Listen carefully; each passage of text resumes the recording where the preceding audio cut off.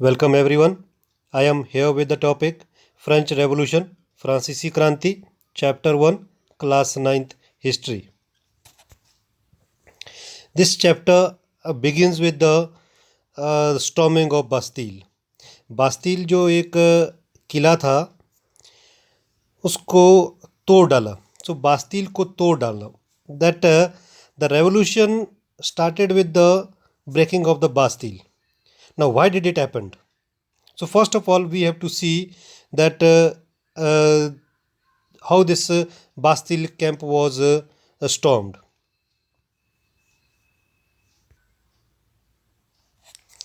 So the incidences Bastille को तोड़ने के लिए ये एक जो डेट है 14 जुलाई 1789.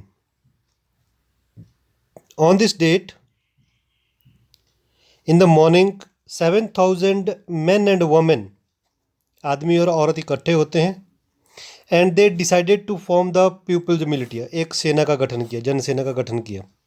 And they were forcibly entering into the government buildings. जो गवर्नमेंट की बिल्डिंग्स थी उनमें जरूर से प्रवेश कर रहे थे. And in search of the weapons, हथियार उनको मिल जाए. King ordered the troops to move to the city. जो राजा थे उस समय के, तो उन्होंने ऑर्डर किया सेना को कि वो शहर में प्रवेश कर सकते. But the rumour that spread that king have given the order for open the fire. गोली चलाने की अफवाह जो है फैल गई.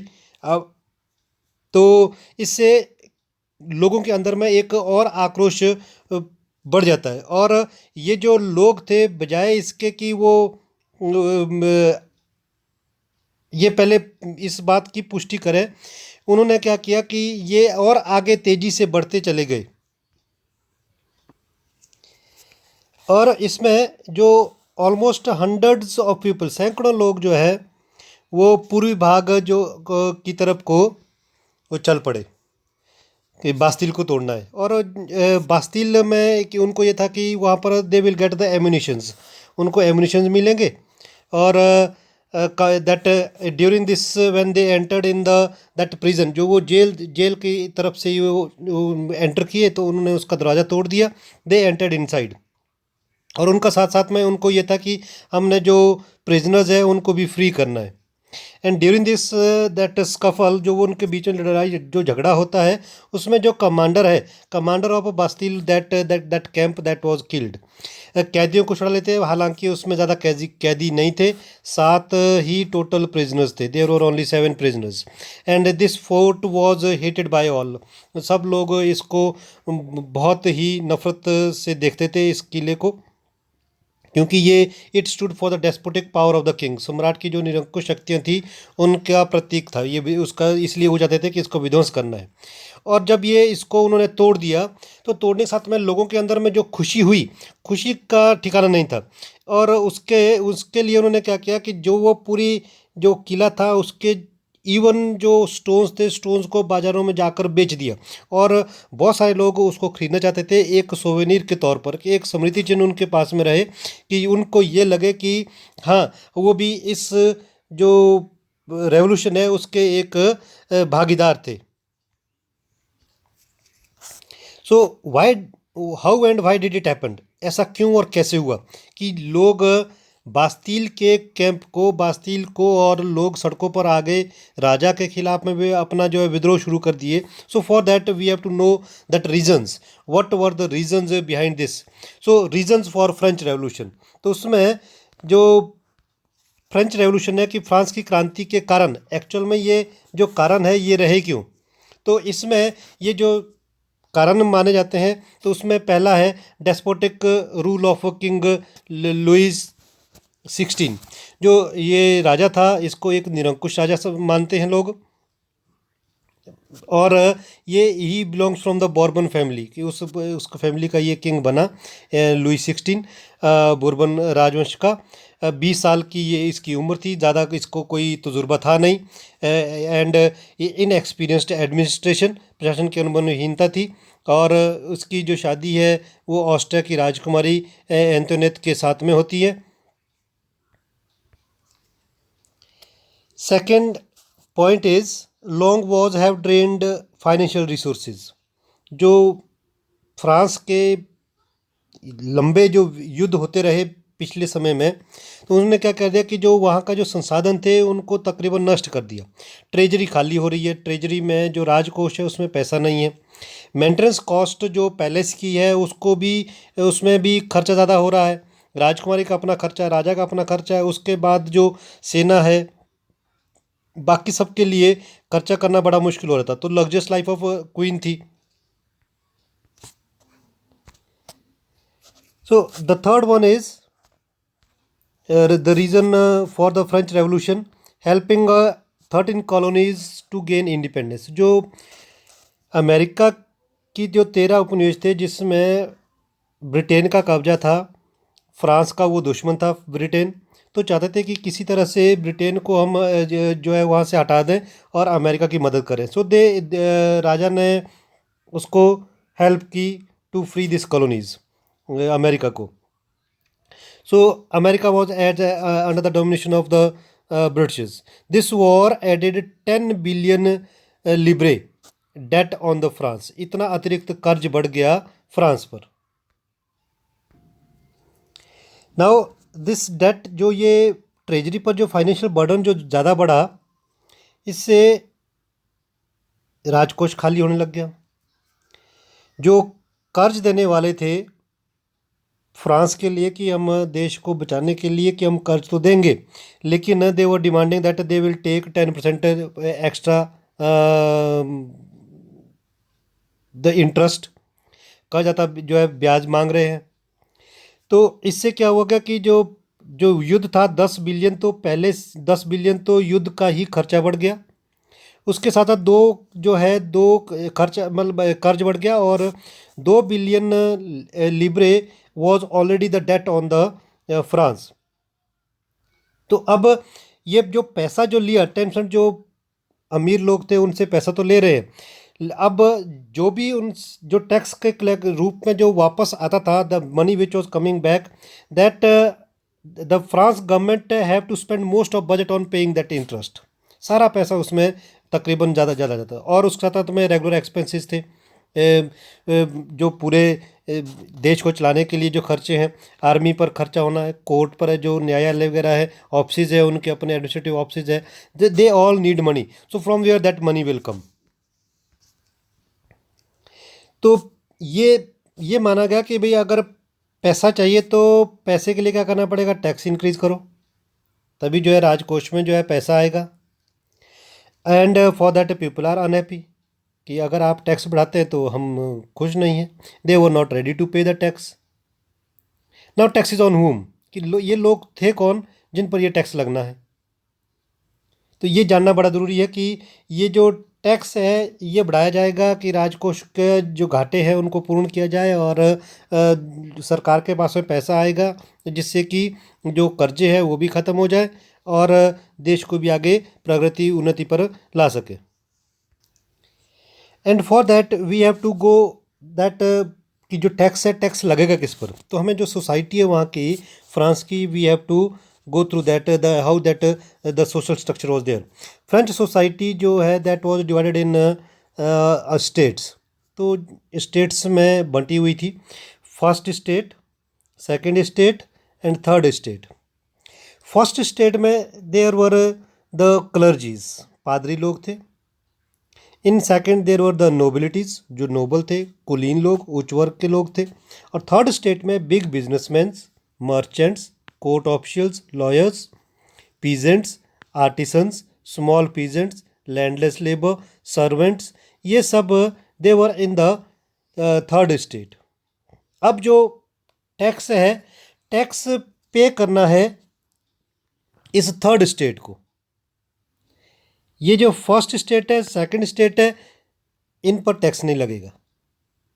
तो ये समाज को एक सोचना बड़ा ज़रूरी है कि भाई जो टैक्स तो लगा रहे हैं, और in this third state most of the people are in the third state. First और सेकंड स्टेट में तो पॉपुलेशन उनकी कम है, थर्ड स्टेट में ज़्यादा है। So who are affect going to affect by the increase of taxes, the third state. So जो ये फर्स्ट और सेकंड स्टेट है, they are having the privileges from the birth. First और सेकंड स्टेट को privileges है, विशेषाधिकार मिले हुए। 60% ऑफ जो लैंड है that is owned by noble and church of the rich members. जितने भी ये अमीर आदमी है, नोबल्स है, और लैंड जो चर्च के जो आदमी है उनके पास है ज़मीनें सबसे ज़्यादा।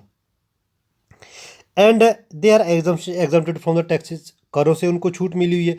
और इसके साथ साथ जो नोबल्स हैं, जो सेकंड स्टेट के जो नोबल्स है, they have the feudal privileges. कुलीनों को सामंती अधिकार है। सामंती अधिकार में क्या है कि सामंत जो है वो लोगों से कर इकट्ठा कर सकते हैं, लोगों से वो पैसा लेंगे जो उनके अधीन में आते हैं, और जो काम करने वाले जो किसान है वो उनकी सेवा करेंगे, and they will give them some tax, और प्रोड्यूस बिल जो है एग्रीकल्चर क्रॉप्स का they have to pay. So that is why now taxes on whom, तो कर किस पर? सो टैक्सेस टैक्सेस लगेंगे इस पर थर्ड स्टेट पर, क्योंकि फर्स्ट और सेकंड स्टेट के लोग तो एग्जम्प्टेड है। Now what type of taxes, जो ये टैक्स की व्यवस्था है तो ये देखनी पड़ेगी ये टैक्स की व्यवस्था है किस तरह की थी। So there were the first was the tithe type का tax, that was the tax by the church. 1/10 of agriculture produce जो है that was to be paid to the church, वो चर्च को देना है। दूसरा था उनका the tax to be paid directly to state, ये राज्य द्वारा जो है राजा के कोष में जाएगा। और there were the indirect taxes were on the articles of everyday consumption, अप्रत्यक्ष कर। तो जो टैक्स है ये देने पड़ रहे हैं थर्ड स्टेट के लोगों को। और जो ज़मीनें हैं वो है ज़्यादा तौर पर फर्स्ट और सेकंड स्टेट के लोगों के पास में। और out of that 90% of the जो पॉपुलेशन है, 60% जो है सारी ज़मीनें जो है इनके पास में, फर्स्ट और सेकंड स्टेट का। तो नीचे जो जो लोग हैं 30% लोगों के पास में कम ज़मीनें और ज़्यादा लोग हैं, टैक्स उन्हीं को देना है। और उनके पास में खर्चा आएगा कहाँ से? उनको टैक्सेस राजा को भी देने हैं, चर्च को भी देने हैं, इनडायरेक्ट टैक्सेस भी देने हैं, उसके साथ साथ जो सामंत लोग हैं उनको भी देने हैं। As we are discussing the reason for the French revolution, तो हम समझ सकते हैं कि भाई जब लोगों पर इतने ज़्यादा अत्याचार होंगे, इस प्रकार से ज़्यादा कर लगाए जाएंगे, तो क्या होगा? लोगों के अंदर में रोष तो पैदा होगा ही। Then the another one is the reason, that is the 8th point which we are going to discuss, rise of population. जनसंख्या लगातार बढ़ रही है। 1715 में जनसंख्या थी 23 million, and in 1789 it is 28 million. 2.8 crore 2.3 crore पहले थी। एंड रैपिड जो increase of the population have increase the demand for the food grain की डिमांड ज़्यादा बढ़ गई, अनाज में काफ़ी मांग हो गई। प्रोडक्शन ज़्यादा बढ़ नहीं रही है। प्रोडक्शन जब नहीं बढ़ती है तो क्या होता है? प्राइसेस राइज हो जाते हैं। जो प्राइसेस है that rise. So now what happened? Prices of essential food item that increased, no increase in the wages. जो मजदूर वगैरह है उनकी वेजेस में वगैरह नहीं बढ़ रही है। So there was a wide gap between rich and poor. Droughts जो है इस समय में सूखे भी पड़ गए, हालात और ज़्यादा ख़राब हो गए। प्रोडक्शन भी नहीं हो रही है, एग्रीकल्चर प्रोडक्शन भी नहीं हो रही। जो मजदूर काम करते हैं उनकी वेजेस भी नहीं बढ़ रही है, and the population is increasing. So what's happening? Prices increase हो रहे हैं। प्राइसेस इंक्रीज होने से that the automatically those who are poor they will not get the food. Next reason is growth of a middle class. ये जो middle class है इसकी growth, जो विकास होता है, they were the prosperous people, समृद्ध लोग, educated, they were traders, they were manufacturers, निर्माता भी थे। अब ये जो लोग हैं they were in the third state, all were in third state, but their the way of thinking toward the country and the people that was different. जबकि जो टैक्सेस है और ड्यूटीज़ है, they are for the third state. और जो first और second state है, सारे प्रिविलेजेस राइट्स उनके लिए, ड्यूटीज़ उनकी कम है। तो जो ये मिडिल क्लास के जो लोग हैं, they were not happy. Now the next reason for French revolution is role of lawyers and officers. जो वकील और प्रशासनिक सेवा के जो कर्मचारी थे, उनका भी योगदान है कि जो लोगों को ये बताने के लिए कि भाई हमें सारे कार्य तो हमें करने हैं, टैक्स भी हमें देना है, और प्रिविलेजेस और फ़ायदे जो है वो फर्स्ट और सेकंड स्टेट लेगी। तो ऐसा क्यों होगा? तो उनने भी जो है लोगों को बताने की कोशिश की, समझाने की कोशिश की, और किसी तरह से लोगों को जागरूक कराने की कोशिश की। And then another one is the idea of the social thinkers and philosopher. जो सामाजिक विचारक और दार्शनिक थे, जिसमें कि John Locke, Jacques Rousseau, Montesquieu, George Danton, Arthur Young, इस ऐसे बहुत सारे जो दार्शनिक हुए, उन्होंने लोगों को समझाने की, बताने की कोशिश की, और एक समाज में चेतना लाने की कोशिश की कि you feel that what's going on. तो इसके साथ साथ जब इन्होंने जो अपने विचार पेश किए, तो वो विचार जो है लोगों तक में पहुंचने लगे, और सब जगह पर इनको डिस्कस करने लग गए। चाहे वो चाय की दुकान हुई, बार्बर शॉप्स हुई, जो कॉमन एरियाज़ है where the people sit together, so they were discussed. और एक ये जो चेतना है ज़्यादा इस पर जो पूरे समाज है, समाज में, सोसाइटी में फैलने लग गई। सो इन दिस द फर्स्ट जो दार्शनिक जो हैं, इनके थोड़ा सा डिस्कस करेंगे अबाउट जॉन लॉक। तो उनने अपना जो विचार है लोगों तक में क्या विचार देने की कोशिश की कि जो लोगों को अच्छा लगा। तो इन्होंने एक पुस्तक लिखी, the two treatise of the government. The two treatise of government में ही refute the divine and absolute right of the monarch, कि राजा को जो दैवीय और निरंकुश अधिकारों का खंडन किया कि भाई ये इनको इतनी दैवीय शक्ति क्यों, इनको इतनी अपरंपार शक्ति दे दी गई है, और लोग उसका विरोध नहीं कर पा रहे, वो एंजॉय कर सकते हैं, तो ऐसा क्यों होगा? तो उसका कहते हैं उन्होंने खंडन किया, तो लोगों को एक समझाने की कोशिश की कि उनको भी कुछ लिमिटेड ही पावर्स होनी चाहिए। And then second one was John Jacques Rousseau. इन्होंने the idea of form of government based on social contract between people and their representatives, कि सामाजिक अनुबंध पर आधारित सरकार हो, कि एक ऐसा कॉन्ट्रैक्ट हो कि जिसमें कि लोग डिसाइड करें कि yes they will be our representative and they will work for the development of masses as well as for the countries development. तो एक अनुबंध पर सरकार रहेगी, अगर वो सही से काम करती है तो कंटिन्यू करेगी, otherwise they can be change. और उसके लिए दैट द जो उन्होंने उसका जो सुझाव दिया कि कैसे अनुमत पर सरकार जो है गठन किया जाएगा, that was through the right to vote. मत के आधार पर ही उसको चुना जाएगा। तीसरे जो दार्शनिक जो विचार they gave, that was Montesquieu. They he wrote a book the spirit of the laws in that the division of power within the government. उन्होंने जो सरकार है कि गठन होगा, तो उसमें भी, सरकार में भी आपस में लोगों का मतलब उसमें कोई झगड़े ना हो, और तो फॉर दैट दैट वाज सरकार की रचना की किस प्रकार की रचना होगी, उसमें there will be legislative, there will be executive, there will be judiciary, विधायिका, कार्यपालिका, न्यायपालिका। जब अमेरिका ब्रिटेन से इंडिपेंडेंट हुआ, तो उन्होंने जो है इसको इम्प्लीमेंट भी किया। Now, the next reason, 16th, that reason we are going to discuss humiliation of third state in general meeting.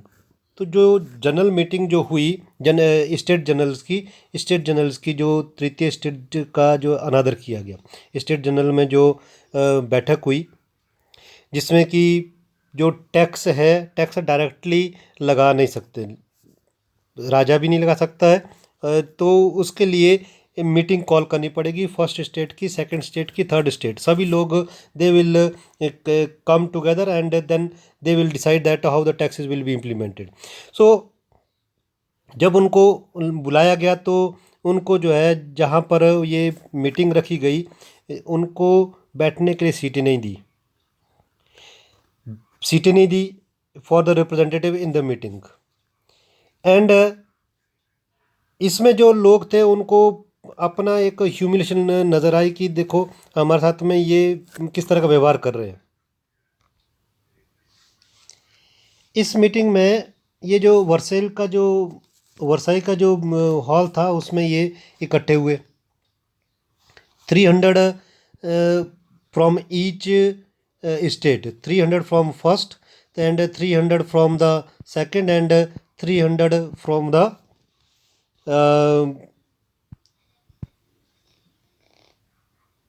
Third state, sorry 600 from the third state. तो 300 from first state, 300 from second state. And उसमें जो voting right था, दे were telling that कि जो vote का जो अधिकार है, वोट का अधिकार एक एक आदमी अगर ये वोट दे रहा था उसका वोट वैल्यू शुड बी 1।